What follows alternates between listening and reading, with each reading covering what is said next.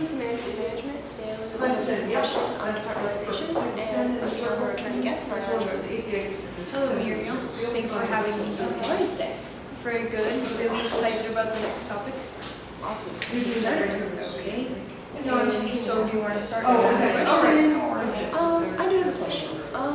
Is departmentalization the specialization of certain people in certain groups in tasks?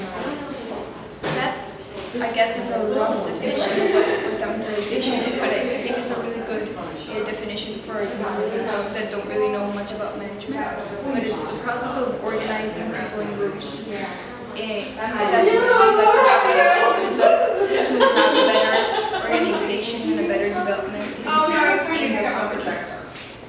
And there are different types of departmentalization, and it all depends on we have covered in the other topics that it varies depending on what company we're talking about.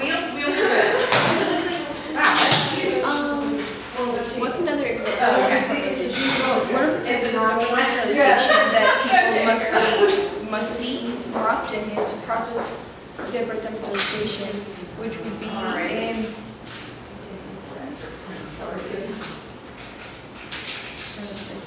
Okay. Thank you, ma'am.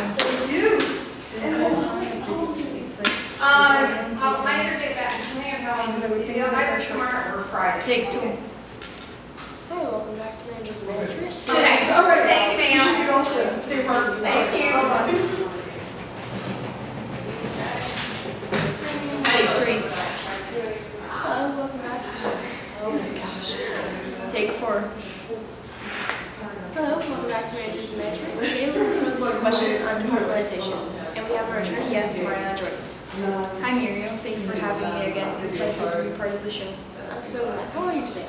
I'm really good. Excited about the topic of departmentalization, which is really interesting and not that complicated. Would you mind expanding on the topic a little bit more? Well, I think we should start as always explaining what departmentalization is so the viewers can start grasping the idea, and then you're going to have to understand with what you already experienced.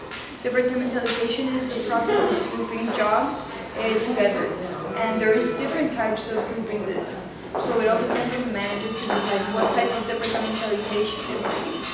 But you would definitely see departmentalization present in like all the organizations out there to say, because this is really important for the organization to function. Do you believe that they are efficient as well as absolutely necessary to run businesses? With my experience, I definitely think it's very important to have departmentalization. But it also depends on the size of the organization we're dealing with, and there's many factors that like a manager has to take in consideration. But for example, one of the types of departmentalization that a manager can decide to apply is the product departmentalization, which, as the name makes it clear, is putting the grouping departments depending on products.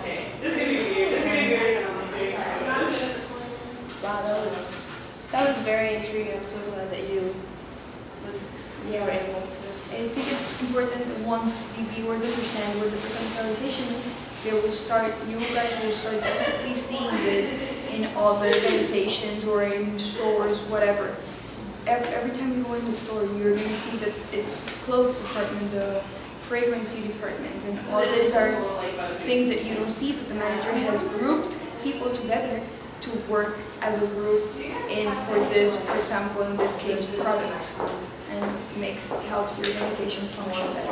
I also believe it kind of appeals to us too when we see things that are specialized in these departments. It attracts us. It is very hard for somebody to work on all the aspects of a company.